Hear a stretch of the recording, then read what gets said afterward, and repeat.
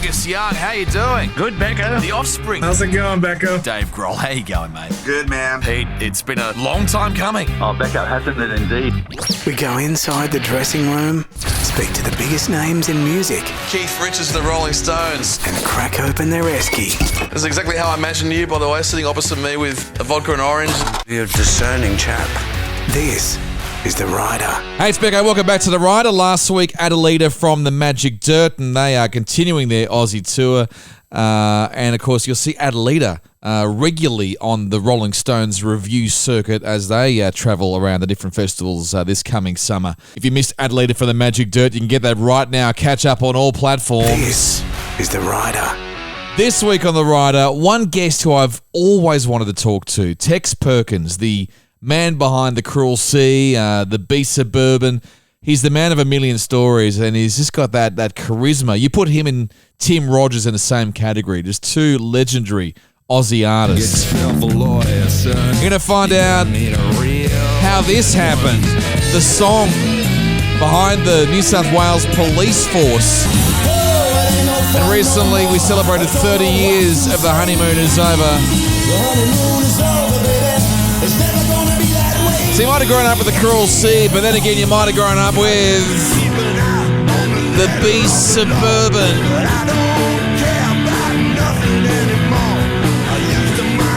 Can you believe it's been 40 years of the Beasts? They've just done a couple of shows recently, and one of my favourite bands of the late 80s. So Tex has done all that, but also still to come is the Man in Black tour. I'm Tex Perkins. I fell into a burning ring of fire. I went down, the flames went higher. And in this edition of The Rider with Becko, going to find out from Tex Perkins how he started doing Johnny Cash. All that to come in the next 45 minutes. Let's get to him right now. There he is, Tex Perkins. Boy, How are you, mate? there it is. Can you believe it's been 40 years of the Beast Suburban? 40 years? Yeah, I can believe it, but I'm starting to be able to measure time now and what decades mean. I see it as a long time, and I also see it as an incredibly short time too. So, some things just haven't changed. There's a part of me that still is that 18-year-old kid that joined that great band, and I still, I feel the various onion-like layers of myself, and they still exist. There's versions of me that I interact with all the time. So yes, I still feel connected to that 40 years ago period. Yeah. Well, I started off in Brizzy, but I guess I always see you as someone such an integral part of the Sydney scene. And what was the Sydney scene like in the all through the 80s into the 90s? I mean, it was very different to how it is now. I think it was a bit of a golden age when I arrived in 82. There was a lot of great bands coming out of, or actually converging on Sydney, actually. Like my immediate friends were in bands like the Hoodoo Gurus and the Scientists and the Johnnies, and even the Cockroaches were sort of, going around at that time, and just all these bands that sort of just, there was a very communal kind of, there was a very community, a feel of community about it, and there was, I guess there were different camps, and we sort of, there'd always be, those guys, whoever what scene you can't, we're kind of competing against a little bit, but within my mob there was a good 7 or 8 bands that had a real camaraderie, and we'd all drink at the same places, like the Sydney, the Trade Union Club on Favreau Street was incredibly important for the community of the rock and roll community of Sydney in the early 80s, and bands like Mental as Anything, they were like a band that has sort of taken the next step and sort of come a bit successful. And I always saw the Mentals as you can be actually a cool band and be popular. That idea was, I think, implanted in my head by the Mentals.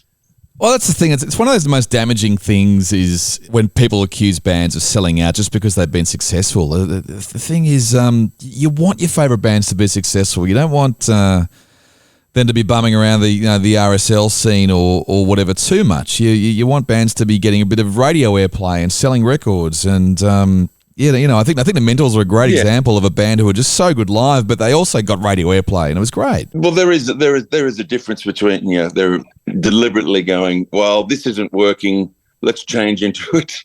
Let's change into a completely different version of ourselves, and that's going to be more accessible to change your mission statement as a band in order to achieve that. That's a problem.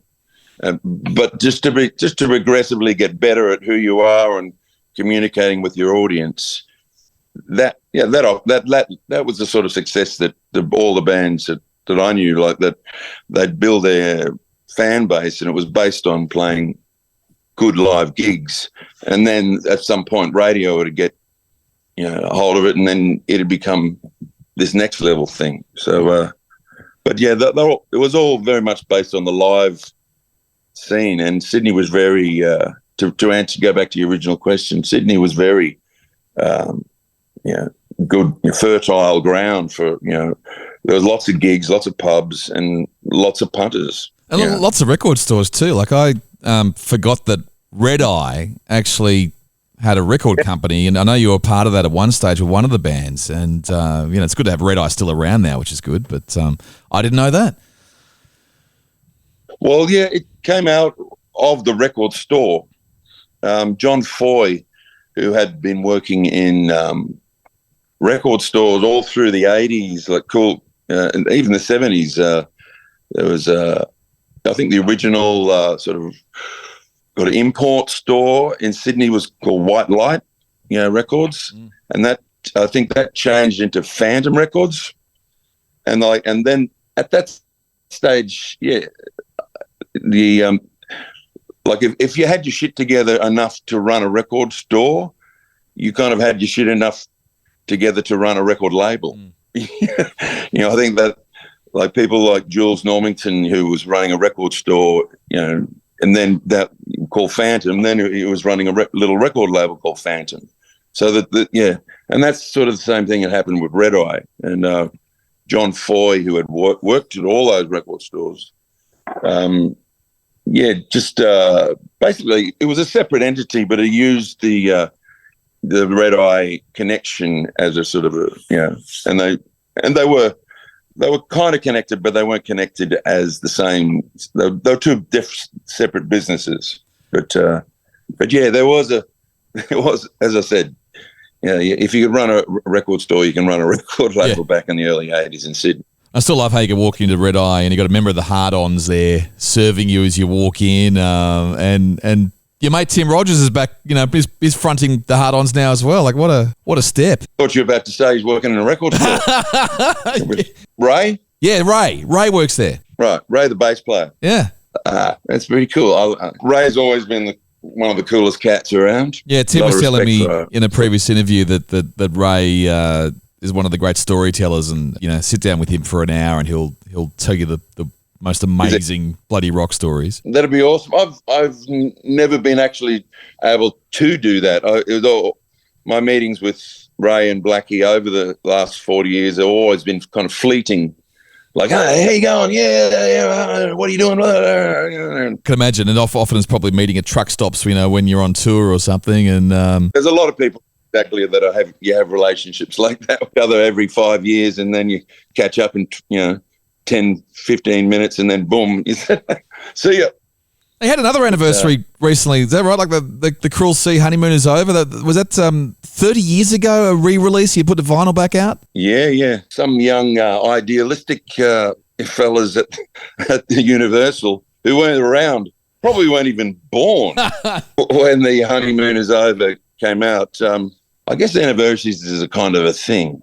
It seems to be a bit of a thing. An alarm must go off at record companies and go, it's the 10th anniversary, it's the 25th anniversary. So you can always, it's always a marketing, it's a possibility, a bit of an anniversary. So, but anyway, yeah, these young blokes over at Universal said, "Hey, how about we do a vinyl edition, because it's never been done, of The Honeymoon Is Over." Yeah, and for the 30th anniversary. I was keen on that for the very fact that it came out in that little period of time where vinyl was just, forget it. Yeah. It's over. It was expensive and all that it's stuff. all about that's the only format we're ever going to be interested in again. Chuck all that other shit out and forget. The music industry goes through these periods of complete lack of, vision. like this is the way it is, and it's never going to change. And 5 years down the track, 10 years track, shit, we really got it wrong, didn't we? It's amazing that they are, as a collective mind, it's like they're stumbling around, in the dark, really, as far as yeah. And they didn't even see streaming coming. No, they were threatened by that. Streaming was the one where they were like, we're going to do everything we can to stop it, and it's not going to work. We won't make $1 off it, and there you go. Yeah. And then they just went begging, "Yes, we'll take 2% if that's all right, please." And the streaming company goes, "All right, but behave yourselves." Vinyl come back to rescue everybody. It's come back to rescue the charts, because all the bands are dependent on vinyl to get a number one, because we were part of these messages, working at radio stations where they were like, really push the vinyl. We want to get number one, but we're not going to get number one off streaming figures. Oh, is that a thing that's happening now? Yeah. Because I remember. I won't say what the album was, but I remember it was a big Australian album, and this is about maybe 3 years ago, and it was charting in the top 10, I think, most of the week, and then the vinyl numbers came out, I think, on the Friday, and they had a number one record by the weekend. Is the charts a combination of streaming and physical product? It is, yeah. Or is there different charts?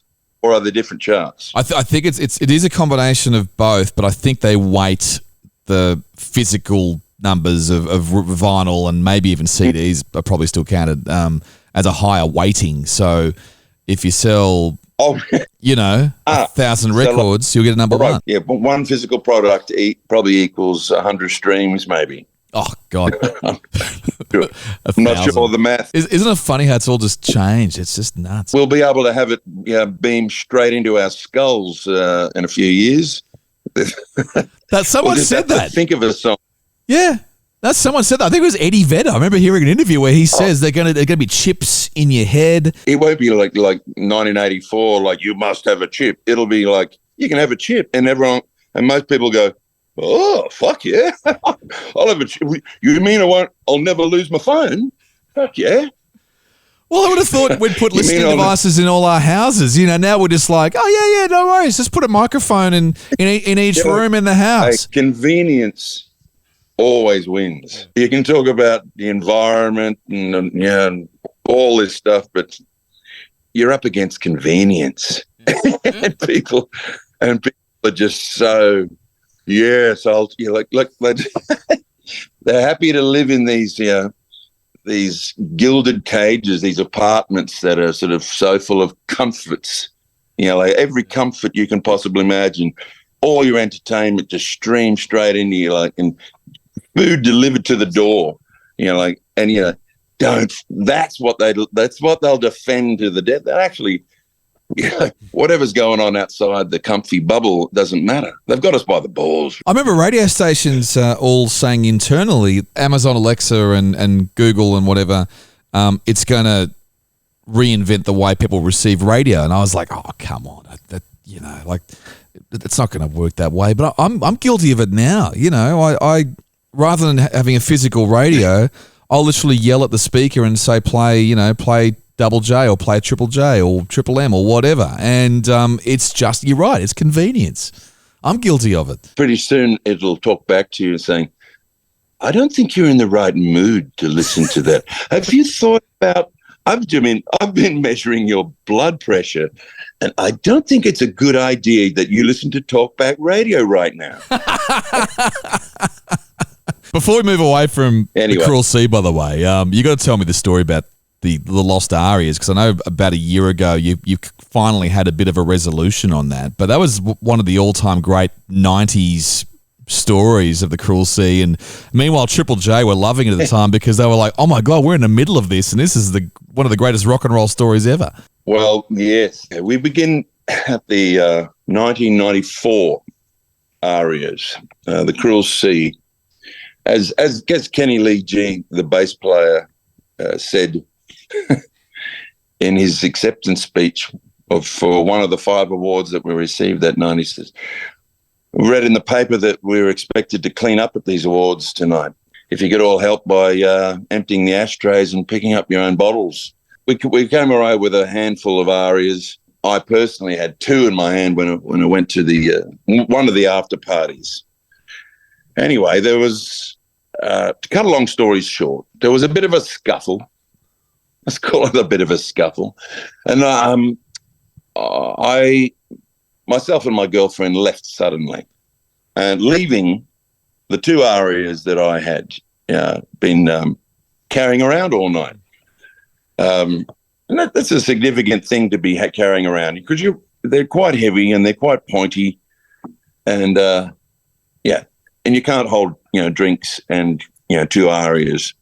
So anyway, to cut a long story short, we left suddenly. One of the arias was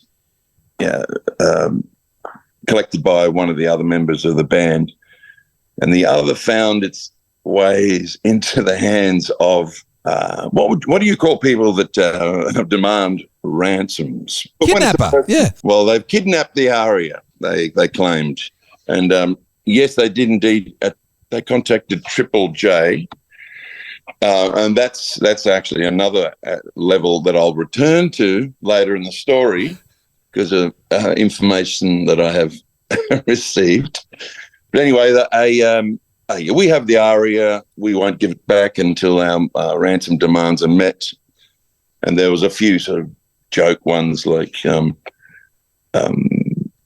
Michael Bolton's work visa must be terminated and a few things like that. On our list was James Cruikshank, our keyboard player, must be reinstated into the band.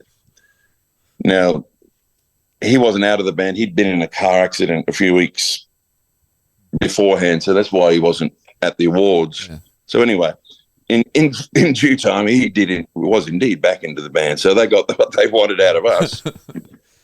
Anyway, strangely enough, that all happened.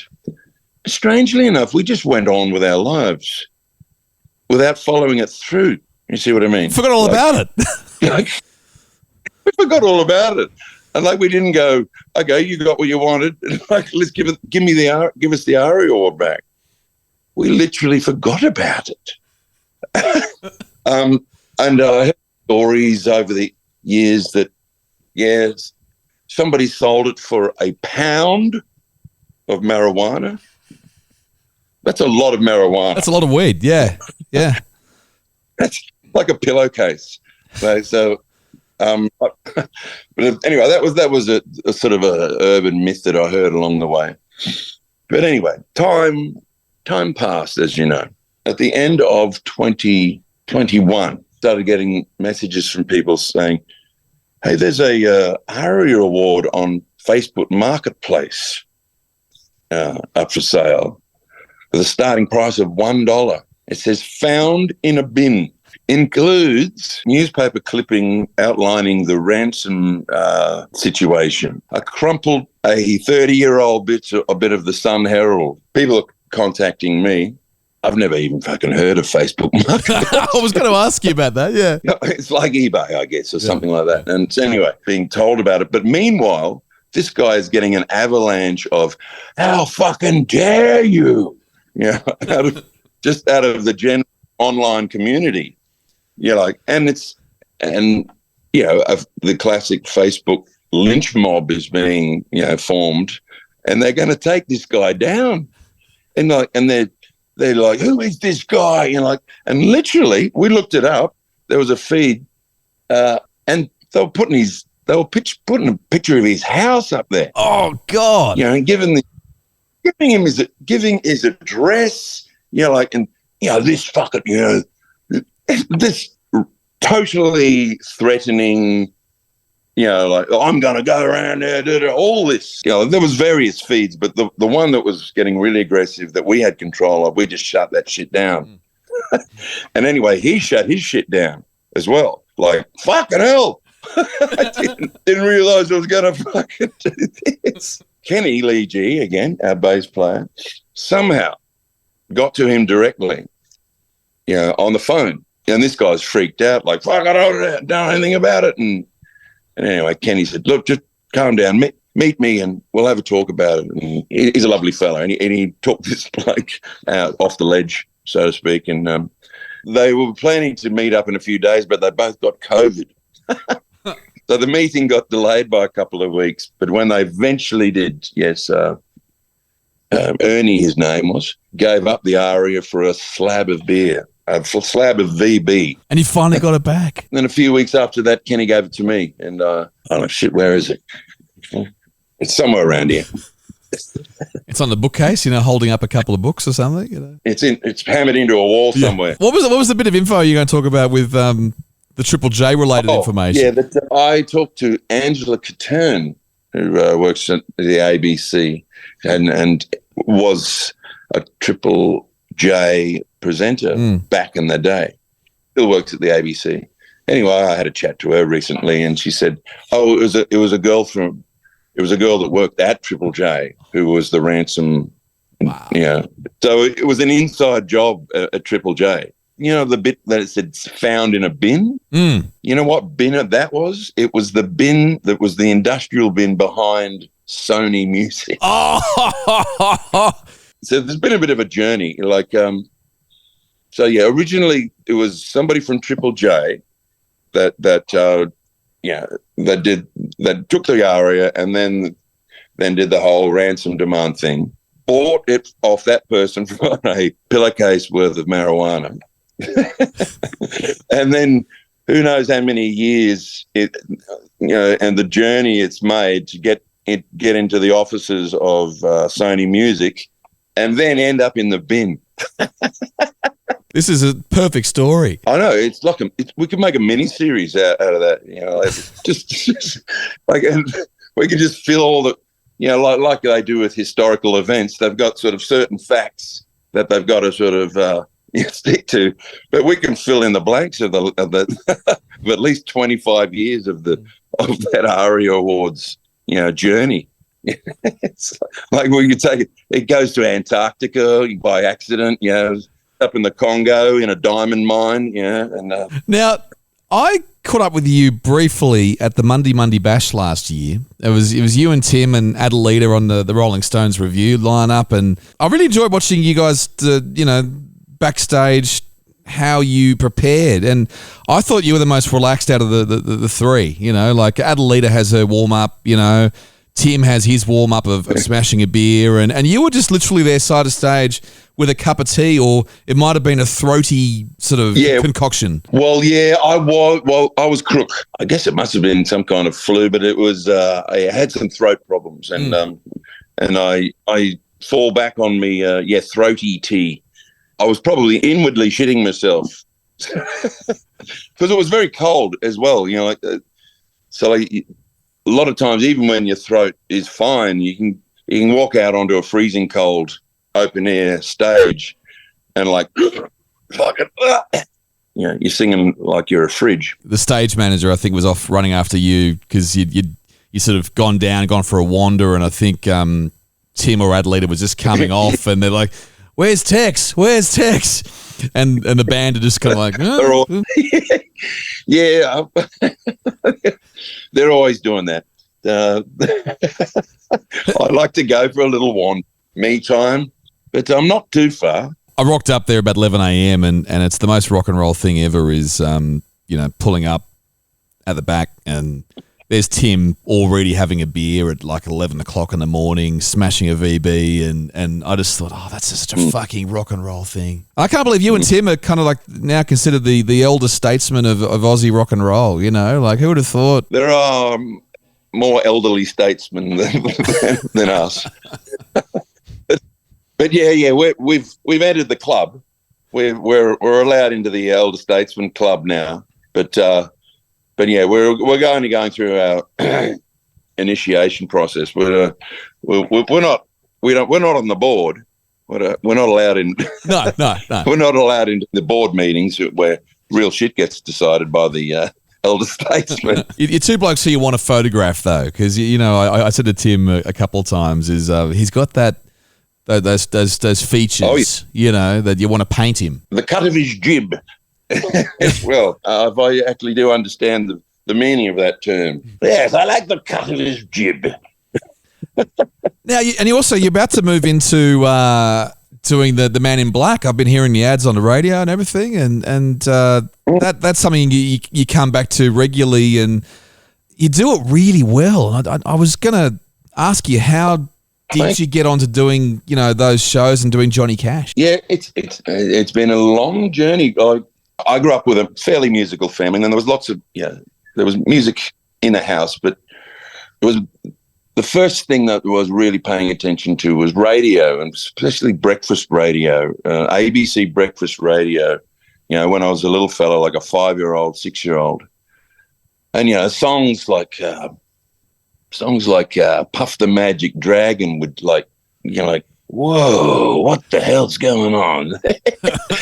And another song around that time where I was sort of very impressionable and sort of listening, like it was the first time I was receiving, like you hear things but they don't really penetrate, and you don't really start to think about it until about 5 or 6, and you analyze your feelings about it. And I remember hearing A Boy Named Sue, and the whole weirdness of the story, and but it was the first time I'd heard about a world of mud, blood, and beer. Where people were horrible, and and it was filthy, and it was a gentle look into the darker side of life, if you will. And I guess I've been kind of had a bit of a taste for that ever since. And the next step, a bit older than that, I'm hearing music like Sticky Fingers, the Rolling Stones from my brother's record collection, and going, whoa, what is going on there? More intrigued, rather dark, side of all that. There's all that. Also, I'm enjoying the Beatles too, and La-Di-Da, Sunshine, all that. But Johnny Cash, was the first to open the possibilities of the dark side. If I can sound a little bit like Darth Vader for a second, it's been a long thread, right from then, for my musical appreciation. And in 2009, I got approached to be in a theatrical production. They were very, specific that it was going to be on in a theater. That situation is not rather than a rock gig, and that sort of environment gives a certain reverence, and people go to there to see a show. Like when you're playing a club or a pub, some people that just get there to get pissed, and it was quite successful. The show evolved over time. I got a bit of a reputation for doing Johnny Cash, and then I would be invited to do other things in a Johnny Cash kind of context. Sydney City Council came to us and said, would you go and play Parramatta Jail? We want to put an event on there, and we want you to play like the Johnny Cash Folsom Prison concert, in the freshly closed Parramatta Jail. Wow. That had only been closed for 2 years. And you go to that place and it's like, oh my God, you had human beings in here. But anyway, then we did a series of shows literally in all these historic jails around Australia. So that was a really interesting chapter. The latest Man in Black that we're going to present, Tex Perkins' Man in Black, we're freshening up the script, and there's aspects that I kind of want to explore a bit more. The original show only sort of touched upon. I'm quite fascinated with the Rick Rubin years of Johnny Cash's career, the last 10 years of his career, which was his great comeback. He had many comebacks, but the Rubin years are just incredible. Well, that's the thing. I mean, doing Hurt is still one of the most incredible, as you say, a comeback for anyone, and I'm still amazed how well that came off. All kudos to Rick Rubin, who is, I think, a genius of some kind. And with him, it's not particularly about knob fiddling, just understanding who that artist is, just slowly bringing out the best in them, and and it's an ongoing sort of conversation and relationship. It's far deeper than just sort of that song sounds good, and it's the way he works with people. He does this with all sorts of people, and he's been making records for since the 80s, like hip hop and heavy metal kind of records. But I think when he worked with Johnny Cash, it was the first time that he sort of had this idea of really sort of trying to understand who an artist is. It's a self-examination. It goes real deep, and there's a real belief in the healing. I think Johnny Cash always believed this, but Rick Rubin especially believes that there's a healing power to music, and especially a healing power in the creative process. It's a fascinating story. Yeah, doing Johnny Cash, I have a sort of a natural sort of the timbre of my voice and where my voice is comfortable is comfortable in Johnny Cash's range, and I can, as I say, comfortable there, and I can play around in that area all day. Why do I find such an affinity to it? And why do I connect with it? That's an examination that I'm doing on myself. The answers could be troubling. do you properly get into character? Like do you think of yourself as channeling? No, no, not really. But I do in songs. I mean, like, I'm not pretending to be Johnny Cash when I sing one of his songs, but I inhabit the song. I always inhabit the song, whatever I'm doing. That's how you make it good. It's not like acting, but it's similar way. It sort of is. You're not just sort of, painting by numbers. You've got to find the bit that's you. So, I really loved your shows at home during COVID, because it was edited up like a proper show. It was like you were doing a variety show on the ABC or something. It wasn't what everyone else was doing, where they were doing, live to Zoom or live to Facebook. It was a bit more than that. Well, exactly. It was, people were doing this and going ding, diddling, ding in front of their phones. Yeah. And that was good and necessary for a while, but it quickly got old. I live on a property, and we've got this thing we call the hall, the Great Hall, and it's where my missus likes to hold social gatherings rather than have it in the house. We've got a little bar down there and a pool table, some couches and a fireplace, and we put a stage down on one end, and we've got a mate that's got a PA, and he's got a light system that we've got a bit of a collaboration with him going. So we had all the infrastructure to kind of do something that was a bit, not high production, but better than playing in front of your phone. So, and it also just gave us all something to do, because it was so, like sort of bang, everything stops, and as creative people, we just, first of all, we kind of felt an obligation to connect, because there was so much sort of, at the early stage, it was like we were expecting people to sort of feel very isolated, and as people in the communication arts, we felt a kind of responsibility to to keep people entertained and connected, and but also we thought, oh well, this is the new reality. This is the only way you do a gig. Let's see if we can make a living. But found out that you can't. No. On the first one that was free, we had like 10,000 people watching it live. And then the next one we asked for like, $5 or something, and there was like 400 people. Yeah. People are just too used to getting shit for free, over the internet. And really the only economy for working musicians is to go out and play. Yeah.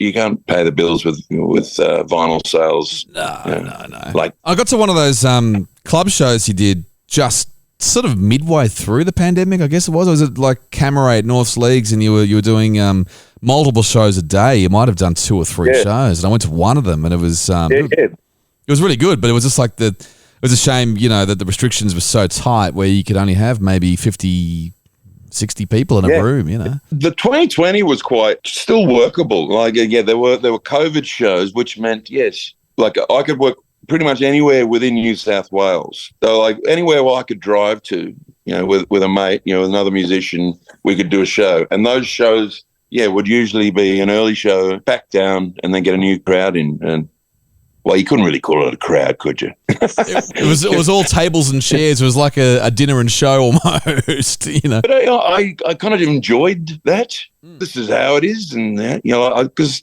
as a musician, you've always got to adapt. You've always got to be ready for the game to change. And you've got and I quite enjoyed that. It was 2021 that really that was the year that I didn't cope very well with 2021, and kind of fell into a bit of a heap with my mental state, and because we all thought it was over, and then it just came back worse. Society was kind of tearing itself apart, and everybody arguing and pointing fingers and and it was just an ugly kind of vibe, and I just really retreated into whiskey. Irish whiskey. I think it helped. I needed to numb myself. When it was over, I said to myself, okay, that's enough. Thank you, Jamisons. For a while, I really thought, fuck, this is getting worse. There's no way out. And then I stopped watching the news, paying attention to anything, and just went into my depression bubble. And it just assumed, the worst. We all drank a lot. Then we got to the end of 2021, and it was like, no, this is going to end. Shit's going to open up again, and you got work. And it was like, fuck, what? Really? Oh, shit. So I literally, bang, I stopped my sookiness and then fucking just prepared to face the world again. And I was happy to do so, really. I mean, the January of 2022, the productivity that I was involved with, once I got back with my musicians, the Fat Rubber Band, I'm talking about the band that I work with these days with Matt Walker, we were separated for all that time, and so like when we finally got back together physically in January 22, it was like bang, bang, bang, record, create, and it was just like, and it was fucking magic. It really was fucking magic.